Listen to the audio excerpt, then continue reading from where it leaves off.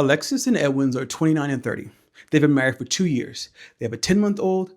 She pays the bills. She does all the financial planning. She has been asking for a joint account since before they were married. They've been married for 2 years. And get this, he cash apps her a flat $1,000 a month and says, hey, you figured it out, you got it. And for 2 years, they've been stuck in this same argument. Not because they don't love each other, but because when money comes up, each of them hears something different than what the other person's saying. They came to Remit to figure out why they can't get on the same page. What I want to show you is what happens when Remit starts pulling on that one thread, because it doesn't stop at the joint account or the trust or even the fight. It goes somewhere most money conversations never reach. Check this out. Yeah, This is the argument that the two of you have. And how does it end? So far, we didn't still make the joint account, but you can ask her how I've been behaving myself with that. I check out. I just check out. I just feel like we're talking past each other because he's coming from a place of like, I'm now making more money than I was making before, and I want to show you that I can be independent, and I love that. And also, now that you are making more money, you have more to contribute to the joint, the pot, the shared pot. So I think he's very much stuck on this idea that like, when I was making less, you didn't ask me for this much. Now that I'm making more, you're asking for all these things. And I'm like, because you can actually contribute them, that's why I'm asking for them now. Okay. If she wants that joint account that bad, the amount that I give her, I think it's enough for her to put on the side for our saving, because we have a saving. Did you catch what just happened? Alexis is saying, I want us to be one unit. Edwens is saying, I don't want to lose myself. And that is part of the conflict here. See, on the surface, they are arguing about a bank account, a joint bank account. But underneath, we're really exploring trust and pride and what each of them believes that marriage is supposed to look. Did you catch that? Remit named it clearly. Underneath the account argument is a question about trust, pride, what marriage is supposed to mean when the money is involved. And I want to go one layer deeper than that, because Edwin isn't just operating from a belief about marriage. He's operating from a story he's already written before the conversation even starts. When she asks where the money goes, he hears, someone's checking up on me, someone who doesn't trust me. This argument going where it always goes. He's responding to that story, not to his wife. And here's what makes that so difficult to address.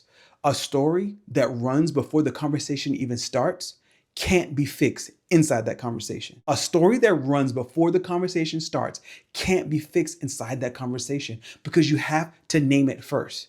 And Remit caught it. That's not what she's saying. That's what he said to him. And that one sentence changed the room, because for maybe the first time, Edwin had to hear what she was actually saying. Not control, understanding. There's a world of difference between the two. So let's check this out.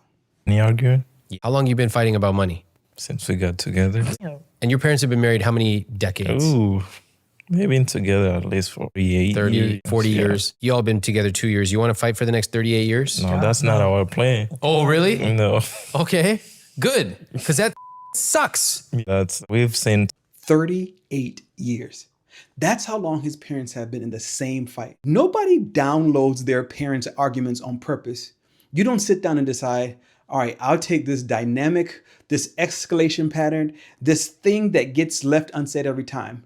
You just watch it day after day and absorb it as if it's normal. And then one day you're in a relationship of your own, and that same argument starts to take shape. The same person goes quiet, the same moment where the real thing never gets said. And it feels like your fight. It's not entirely yours. It's borrowed. That doesn't make it easier to get out of, but it does mean the problem started somewhere. And somewhere is a place you can go.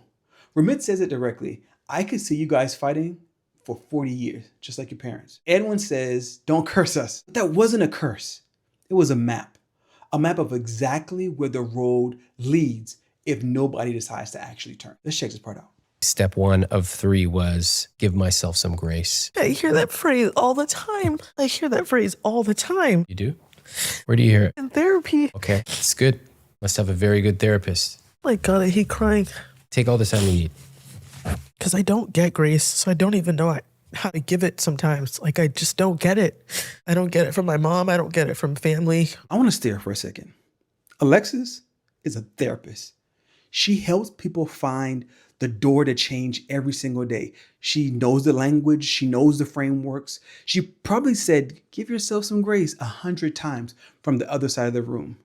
And she just told us that she can't find her own door. I don't know where to start. I really don't. Now, Remit is going to give them a plan, a real one, numbers, accounts, milestones, and the plan is solid. But here's what I want to name the thing that lives underneath the plan. Alexis doesn't need more information. She has more information than most people who walked into this conversation. What she doesn't have, somewhere she can't quite reach, is the belief that any of that information will actually work for someone like her. Not for people who change, not in general, but for her specifically. When that belief is missing, no plan survives contact with the first hard week. The minute something happens, the budget falls apart, the meetings get skipped, the pattern resets, and the story she tells herself is, see, I knew I couldn't stick with it. But that's not a system failure, that's a story failure. The story that says, you already know how this ends.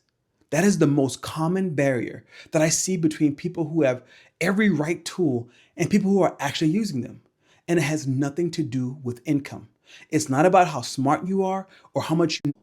It's about what you believe is available to you. Let's check this part out. Look where you are. You had to get on a plane, get in front of these cameras. We have had a very challenging conversation today, right? Yo, I sent you outside to talk. I didn't know if you're going to come back. But let me just say, you have taken several steps, and I know how difficult it can be. Hear that? Ramit tells her, you did take one step. Look where you are. You're on the show. And that's where Toxin wants to start. She was on the show talking about it. He didn't start with the budget, not with the joint account, though both of those things matter. But he started with the questions underneath everything else. What story are you running before the money conversation starts? What fight did you inherit before you ever had your own money to manage? And somewhere in the quiet, do you actually believe that you specifically are capable of change? Those aren't income questions. Those aren't strategy questions. They're the questions that determine whether any strategy ever gets a chance. Alexis and Edwin came in fighting over a bank account, but they left with something harder and more useful. Honest look at what each of them was carrying before the conversation started. That's not where most money conversations go, but that's exactly where this one needs to. Talk first, tools later. Talk sense.